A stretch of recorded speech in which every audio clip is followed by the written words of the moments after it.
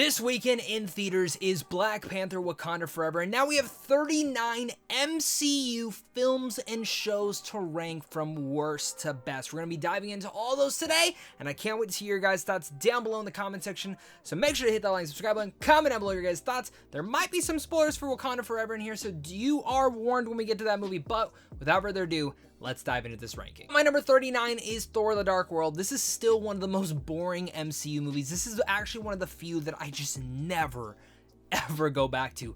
I think the Thor and Loki dynamic is fantastic in this film, but when it comes down to the rest of the movie, as being such an integral part to the MCU, specifically when it comes down to the Infinity Stones, this is one that just lacks a lot of that oomph, when in reality, I feel like it should have a lot more to it. At 38, we have Brie Larson's Captain Marvel. I like the Captain Marvel from the comics. I like Brie Larson as his character, but in this movie, I think she's kind of unlikable at times. I think when she's with Nick Fury, I think they're great. I think when she's actually partnered with people, she's great, but in reality, in this entire film, it just doesn't have that pizzazz, that rewatchability that I really want from the movie. It's a little overhated in my opinion, but it's, again, not that memorable. On my number 37, we have She-Hulk Attorney at Law, which I was never really that excited for, besides having Tatiana Maslany and knowing that Charlie Cox was going to show up as Daredevil, and we were teased the entire damn show. Now, I've seen this show twice at this point. I've seen it watching it week to week, and I've seen it binging it all the way through. The binge is definitely better on watching this show. But there are still some episodes in here that I understand the whole concept of this and making it kind of this sitcom style movie or show. Problem with that is it really never dives in deep on She-Hulk herself. And Tatiana Maslany, while great as the character, and the show has a lot of fun vibes to it, I never really jived with the show all too much until the final two episodes, which I actually really started to like. Love the Daredevil stuff. I thought that was great. It was so great seeing Charlie Cox back. And even that final episode where she truly broke through the fourth wall, which is what I really love when She-Hulk does in the comics. I wish they would have done more throughout that entire show. Now, my number 36, we have Iron Man 2. This is a movie that I enjoy, but it's not one that I love to go back and rewatch. I think it's messy in some of its story and plotting and trying to establish the rest of the MCU and start to set up certain things for the next Avengers movie, and the villain is kind of weak for here as well, even though Sam Rockwell is a lot of fun as Justin Hammer. Please bring him back. But in general, besides that, all I really remember here is the action, and everything else is, again, forgettable. Now, at my number 35 is The Falcon and the Winter Soldier.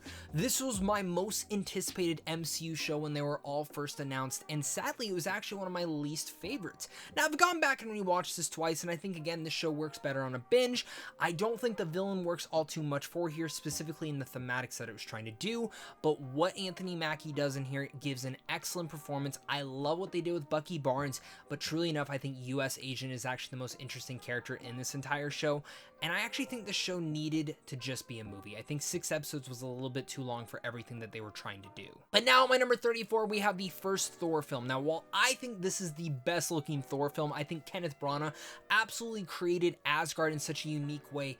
It's a movie that I just don't care too much about, and that's because Thor is on Earth for a while. Now, I understand the Shakespearean tale that they're trying to tell here, but it never really truly gripped me or grabbed me or brought me into this movie all too much, which kind of just makes me feel not rewatching this all too often. On my number 33, we have Marvel Studios' What If. Now, this could either shift way higher depending on how Season 2 goes, or shift way lower depending on how Season 2 goes, but I feel it pretty comfortable right here. I think the top tier episodes of this outperform some of the movies and shows I've already talked about, and some of the weaker things hold this back from being a little bit higher on my list. I love animation. I think What If could be an interesting concept, and I think the first season was a nice experimental season, but I needed a little bit more from everything. On my number 32, we have Ant-Man and the Wasp. Man, I think this movie's a lot of fun, but in the general, when it comes down to everything, again, it's kind of one of those inconsequential movies when you go back to rewatch the MCU. A lot of fun, but not as memorable as the first. Number 31 is Hawkeye, which I think the first 4 episodes for this were great. I actually think Hawkeye would have been one of my favorite things in the MCU if it was for those first 4 episodes, but then you get into the back half, it feels rushed, it feels like they're throwing things in there, and this again feels like something that needed to be at least 9 episodes, and sadly it was not. Now my number 30 is Captain America: The First Avenger. Now I actually find this movie to be really good, and you've probably heard me talk about this in previous rankings if you watch them, but this movie just, every time it hits that montage segment towards the back half, I feel like I'm missing a lot. I don't truly feel for the Steve Rogers Peggy Carter relationship. Same thing with kind of the Bucky stuff. I don't really feel for that till later on in the universe, and again, I just feel the movie missed out on its opportunity through montaging through so many different moments. Still a good movie. On my number 29, we have The Incredible Hulk, which is a movie that keeps continuing to grow and grow on me. I want more Hulk in the MCU. This is my favorite interpretation of Hulk still, besides the first Avengers movie, because I love angry, badass Hulk, and I love the fight scene between him and Abomination. I love the kind of horror story that we get in here with Edward Norton's version of Bruce Banner. Now, is this movie perfect? No, but I quite enjoy it throughout the entire way. On my number 28, we have Thor Ragnarok. This is a movie that I go back and forth on. The greats of this movie are excellent in almost every manner, and the lows of this movie kind of are the lows. Now, I know a lot of people give shit to Thor Love and Thunder, which you're going to see later on this list, but I find Thor Ragnarok to really be a detriment with the humor. The humor ruins a lot of different moments, and the only humor parts I will say that ruin Thor Love and Thunder are those stupid screaming goats, which I laughed at the first few times, but the rest of the times I didn't. Overall, I think Thor Ragnarok is a really fun movie that has a lot of scripting issues because Taika Waititi did a lot more improv on this movie because he didn't actually write the film. Hela, I wanted a little bit more from, but I truly think Tessa Thompson as Valkyrie is still the standout of this entire film. My number 27, we have Miss Marvel. I was so thoroughly impressed with this show, and it was a big surprise because the Miss Marvel character I've always liked in the comics, but I've never truly thoroughly enjoyed in every single realm. I find her to be a lot of fun and entertaining, but sometimes she's kind of annoying in the comics. I found them to actually do really greatness to her in this show. And the biggest issue I have with this is this show should have been 9 episodes instead of 6. They rushed it once again, but all the way through, the most important part of this all was family, and I thought they did a great job of that, and I can't wait to see what we see this character next. At my number 26 now is Doctor Strange in the Multiverse of Madness, which I know a lot of you guys love, and I wanted more from this movie. I keep saying this is a very satisfying, fun mess from Sam Raimi, and I think this is actually one of the best directed MCU films from the way that they just let Sam Raimi go all loose. I love the horror tones in here. I love Scarlet Witch. I think Elizabeth Olsen gives a great performance, and I love a lot of the great action set pieces, and I find this movie to just be a lot of fun and such a great romp that Sam Raimi made. My biggest issue with this movie is it doesn't give a lot of development to, well, Stephen Strange. I really feel that there's a whole segment in here where him and Rachel McAdams' character are walking through this decrepit world trying to find another Strange in this multiverse, and there's 2 things the film doesn't execute on, is the character development in that certain segment, which I felt should have been very important, as well as the whole multiverse jumping saga type element. It never really found what it wanted to do, and that's really kind of where I feel on this movie. I've watched this movie like 4 or 5 times, and I want to love it like so much of you guys are, but it just doesn't fully work for me. On my number 25, we have Avengers Age of Ultron, which is a movie that I find is so underrated. All of you guys shit on this movie for no reason, and I find it to be so much fun. Yes, the Thor bathtub scenes, yeah, sure, it's whatever.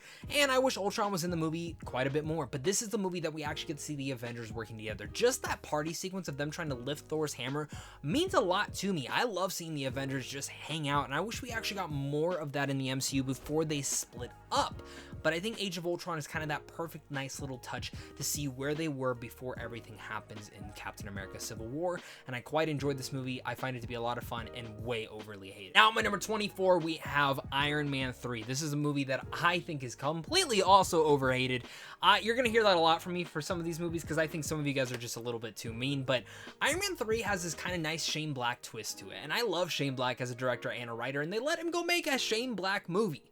Maybe that wasn't for everyone, but it was enough for me. I like the twists and turns. I actually think now seeing Shang-Chi, this movie is elevated because now we know what's going on with the Mandarin. When you go back to rewatch this movie, it makes a little bit more sense and kind of fits there. Now, Killian, I think, kind of kills the movie at times, but everything with Tony Stark and his development, while they kind of just disregard in Age of Ultron, I think this was still a pretty damn good movie, and I think it adds to the future of Robert Downey Jr.'s character in this universe. Oh, we have at number 23 is another overly hated movie, which is Black Widow. Now, if you put this movie and you rewatch it where it actually comes down in the timeline, this movie fits perfectly. I think this is actually a near perfect prequel that has a lot of structured issues towards the third act. I wish they would have stuck more to the spy espionage and not tried to go all big MCU towards the back half, but man, does it introduce some great characters like Red Guardian, Melina, and of course, Yelena, who is absolutely incredible. I love Florence Pugh in this film. She's so freaking good. But her banter with Scarlett Johansson, and actually seeing Scarlett Johansson finally get a movie like this,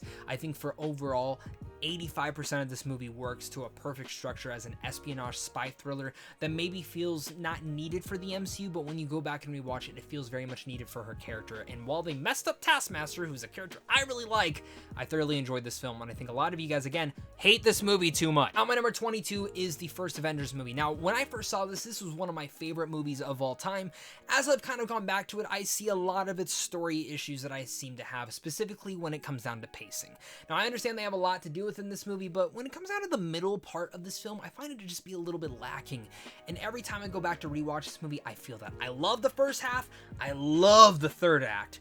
Everything in the middle feels a little bit bogged down with story, but I do love the banter between the Avengers itself, and I find this to be a great first Avengers film. Now, my number 21 is the first Ant-Man movie, which made me just such a big surprise. I didn't know this was a heist film going into it, and I'm a big sucker for heist films, so the way that they were able to pull that off really works. Paul Rudd as Scott Lang was great. Michael Douglas as Hank Pym, awesome. Angeline Lilly as the Wasp, well, almost the Wasp, but you know, soon to be, great. And I love, again, the shrinking down segments. They do such a good job of it in this movie. In fact, some of the best elements of that entire sequence that I really do think in this movie is all the stuff of just, again, seeing him shrink down, seeing him shrink up, and the whole entire last fight scene takes place on the Thomas the Tank Engine set. How awesome is that? On my number 20, we have Spider-Man Homecoming. What a great homecoming it was for this character. Now, while we did see him in Civil War first, I found this to be a perfect coming-of-age story for Peter Parker, and the Vulture is one of the biggest surprise villains of all time for me. I think Michael Keaton killed it in this, even though Morbius completely almost destroyed this character for some stupid reason that Sony wanted to do. But other than that, I can't get enough as Tom Holland as this character. If you're bringing him in here and giving him a smaller story, I love seeing that. I love seeing how he's dealing with the high school drama. And while, you know, maybe there's certain things in here that I don't fully love, it's a Spider-Man movie that kind of surprised me in every single way, and it's one that I just feel is a perfect piece. And when you look at the entire Spider-Man trilogy we now have in the MCU, it feels like a perfect start to it all. My number 19 is Guardians of the Galaxy Volume 2. Now, I gotta be honest with this one. I've only seen this one a handful of times. This is actually one of those movies that I always feel like I want to go back and rewatch that, but then I never do, and I just end up putting on the first Guardians of the Galaxy. But this is one I definitely need to revisit, and I'm planning on doing so before Guardians of the Galaxy 3, because I have a couple videos planned around that, and that's where I'm actually going to be curious to see how this one differs. But right now, I feel comfortable putting it in the middle of my MCU ranking, because I think the thematics of fatherhood and all those elements and every single one of the things that the characters are going through are very important. This is actually very much a great sequel to the original in the way that it actually tackles all the different themes. Some of the humor is a little bit misplaced here, but man, did I really love all of that stuff. And I think Kurt Russell is really good in here. Plus Baby Groot for the win always wins for me. My number 18 is the original Doctor Strange movie. Benedict Cumberbatch absolutely steals the show as the Sorcerer Supreme. I love Tilda Swinton in this. I thought she did a great job. But what I really love about Doctor Strange is the actual introduction to the mysticism, the magic of the MCU. I think Scott Derrickson did a really good job creating this kaleidoscope and really much bringing to life certain things from Jack Kirby's comics that I really used to love back in the day. And I think the original Doctor Strange doubles down on all that, while the second one definitely doubles down on the horror elements at all, which I dug. I like that this one has its own aesthetic to itself. Just overall like the more simplistic story here, and while again we don't have a huge character arc for Doctor Strange, I think as an introduction film this is still a great one. My number 17 is Captain America Civil War, which is a movie that I think really is only hurt by certain introductions in the airplane fight scene. Now I think the whole airport fight scene is so much fun, but I never feel like they're actually fighting. I feel like they're pulling punches at times, and while this film gives a great introduction to T'Challa and Chadwick Boseman is such a big standout, it almost steals the entire show. The best part about this movie is the rivalry between Captain America versus Iron Man. That final fight sequence between them two and Bucky is one of the still the most emotional fight scenes we've ever gotten in the MCU, and one of the most important ones. There's just something about this movie that while it's great all the way around, there's just certain things that kind of hold it back for me when it comes down to the MCU. My number 16 is Spider-Man Far From Home. God, do I really have a blast with this movie. And for a while, this was actually one of my favorite films in the MCU. Then as I start to rewatch it, I definitely will understand some of the issues people have, specifically in Mysterio's kind of, well, his choices. Now, I'm going to say this right here and right now. I love Mysterio. He is one of my favorite villains in all of comic book lore. So I am very biased, and Jake Gyllenhaal is also one of my favorite actors working in Hollywood today. So you put those two together, that's kind of why this is more bumped up for me. I think this still contains some of my favorite sequences in any comic book film of all times. All the Mysterio versus Spider-Man stuff is fantastic.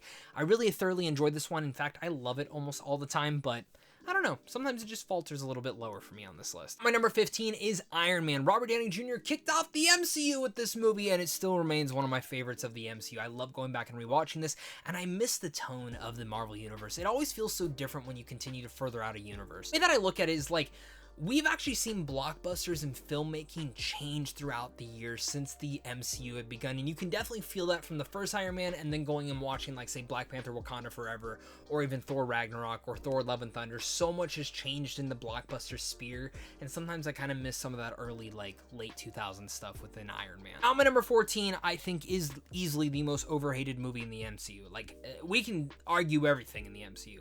This movie should not be that low on Rotten Tomatoes, and that is The Eternals. I love this movie. I love this movie so much. It is not perfect. I think it's still freaking great, and I love it to all of its standards. I love the characters. I love the dynamic. I love the history that it builds into the MCU. Is it too long? Yes. Is there certain things with the deviants that didn't need to be there? Absolutely yes, but I love what they build up with the Celestials, with space, with, again, these characters. And again, I think there are certain emotional elements you could have hooked in there a little bit more, but Chloe Zhao crafted such a beautiful movie that really brings me in, and I've seen this movie so many times, and every time I think back on it, I just love it more. And Makari, the way that she filmed the speed stuff in there works for me every single time. I feel the visceralness, the realness to this, and it is a shakeup from the MCU's typical fold, but I think this movie's great. My number 13 is WandaVision. Now, I will be frankly honest, I think if it was not just for the finale, which I still like, but I think is a little bit lacking, this would be top 5 things in the MCU easily. I think this features one of the best performances in all of the MCU within Elizabeth Olsen, and specifically that entire episode of seeing the flashback. That entire episode broke my heart. And if this whole entire phase was about breaking characters down, this show just started off the entire phase 4 with all that nature. And I think for me, seeing grief and everything of seeing the kind of relationship in the epilogue to Wanda and Vision within this entire world was fantastic. Plus you added Agatha, which was a great addition. Number 12 is Thor Love and Thunder, which I still remain is one of the best MCU films. Much from Spider-Man Far From Home and on, I love these movies with like a die-hard passion. And Thor Love and Thunder, I understand a lot of you guys just fucking hate this movie. I get it. I did a lot of MCU rewatching. It's not in my top 10 anymore, so quit your shit. But I still contend it's one of my favorite MCU films for a lot of different reasons. I like what Taika wrote here. I think some of the jokes do get in the way, but I can't deny the love and what Love and Thunder actually means to this. When you see that, it just like hits me in the soft spot. I think Christian Bale kills it as Gore. I think he's so great. I would have liked to see him definitely butcher a couple more gods in here, but I love the emotional avenues that they give Gore. I love the ending. I love the goodbye, and again, spoilers between Thor and Mighty Thor, of course, and also just the relationship between Chris and Natalie. I think there's actually something here for once. That whole boat scene of them just talking just feels so real. And I'm really happy that, like, Taika, if this was Thor Ragnarok, I feel like would have interrupted those moments with some jokes. And in this one, I didn't think it hit all that well. And there's just some emotional points in here that really hit home for me. Oh, my number 11 is Shang-Chi and the Legend of the Ten Rings. This movie just continues to grow on me every rewatch. Every time I just go back to kind of throw it on in the background, I thoroughly love this movie. I even love the son and sister relationship. I think there's a lot of family elements in here that bring it to life. This movie has such great action sequences. Still the best. Like, when I go and watch any other Marvel movie now, I'm like, can we get action scenes like Shang-Chi? Like, that's what I like it to be, but the martial arts are fantastic. I love the mythology and world building, and when it comes down to introducing a new character, I think Shang-Chi is still one of the best introductions since the original Iron Man. Now, my number 10 is Loki. Now, I could go up or lower depending on how season 2 is, but from what we got in the first season, I love the interpretation and the revelations that we find and learn about Loki. For me, I think this was my least anticipated series that Disney Plus was doing, but was it one of the biggest surprises?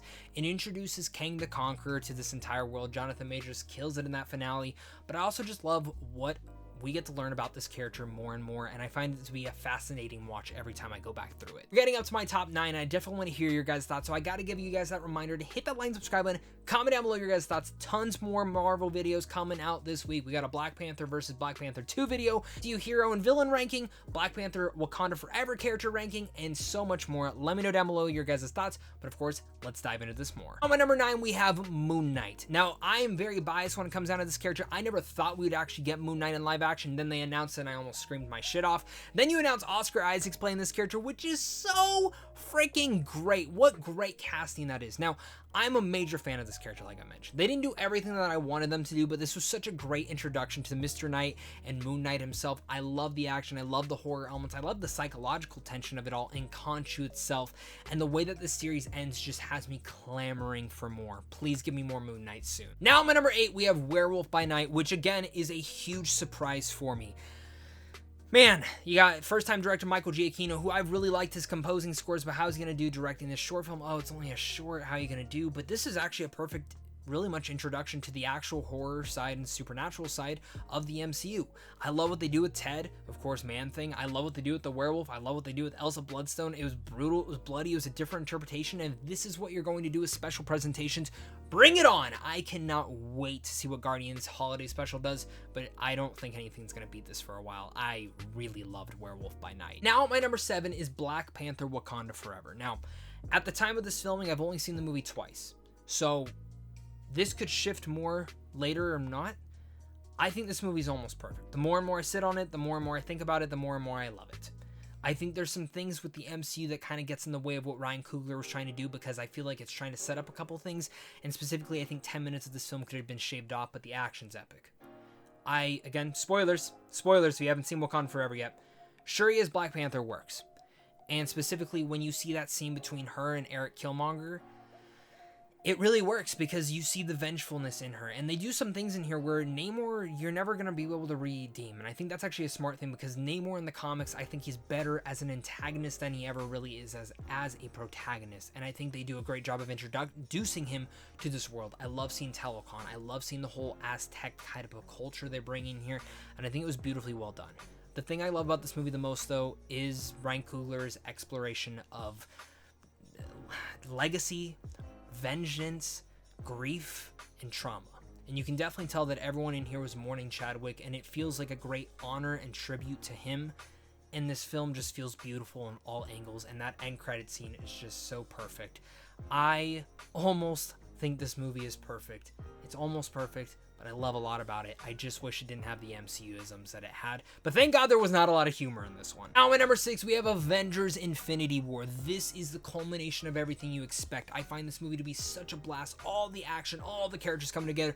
This is the war you wanted. Plus, the idea of actually focusing on Thanos is very important, very unique, and very different. I didn't expect that here, but I was so happy that they actually did it here. My number 5, guys, we got 5 more to talk about, and at my number 5 is Captain America: The Winter Soldier. This is a movie that just continues that pulse-pounding action, that political thriller that you would get back in the 80s or the 90s. You got Robert Redford as the villain, so good. You got Bucky Barnes back as the Winter Soldier, so damn great, and Chris Evans giving one of his best performances in the entire MCU, and the Russo brothers probably directing their best film of all time.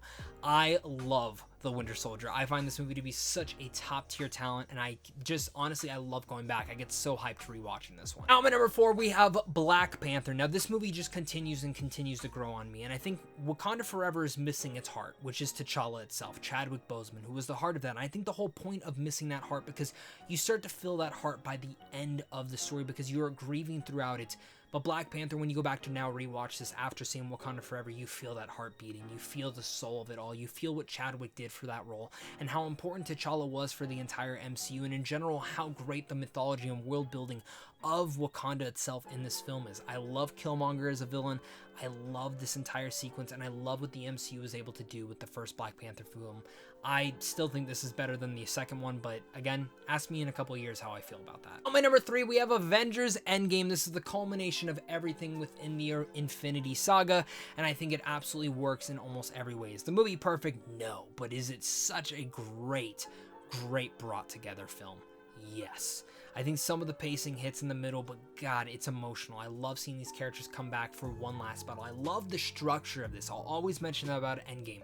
I love how the beginning is very much an introduction and an epilogue to Infinity War. The middle portion is let's get the game back together, let's execute this, let's avenge them. And then, of course, the ending. The last third act, man, still one of the best, most satisfying things I've ever seen in the MCU is that entire last action scene. You could put that on at any point in time, and I will stop there and watch it. That was a nerdgasm to its fullest. Now, my number 2, speaking of nerdgasms and speaking of me being my favorite superhero being Spider-Man, Spider-Man No Way Home. This film is almost everything I wanted it to be and more, and there's nothing I would change about it. Is there things I would absolutely add? Sure. But man, I love as the culmination and the end to Peter Parker's story in the MCU, at least in this interpretation. I can't wait to see what they take his character, because I've never been this excited. Like, out of all the MCU endings, this is the first time where I was like, I need the sequel now. I love the new suit, I love everything like that, but I love this multiverse story. I love the way that they brought back Toby and Andrew. I think it just feels so nostalgic and worth it. And while is this movie very nostalgic? Yes. But the action set pieces, the third act, the characters, the villains, Willem Dafoe's freaking scary as the Green Goblin in here. I ate this shit up, and I could not get enough of this all. So that is why Spider-Man No Way Home is one of my favorite MCU films still. Number 1 is Guardians of the Galaxy. It's the film I've rewatched the most, the film I put on in the background. I think James Gunn just did a freaking phenomenal job directing this movie, directing a band of misfits that I never thought would work in the MCU, but you made it work, James Gunn. The music, the score, the space opera odyssey that he's bringing in here works. I love Rocket, I love Groot, love Star-Lord, love Drax, love Gamora, and love all the build-up that it gets to do in here. I think Ronan's the only weak part about this movie, but again, its heroes work to its highest standards, and again, this is still my favorite MCU film, and the way that I rank all these movies is just mostly by rewatchability. This is why this one's so high up, and I can't wait to see your guys' thoughts down below in the comment section. This was my MCU ranking. Let me know down below your guys' thoughts, but of course, until next time, stay classy.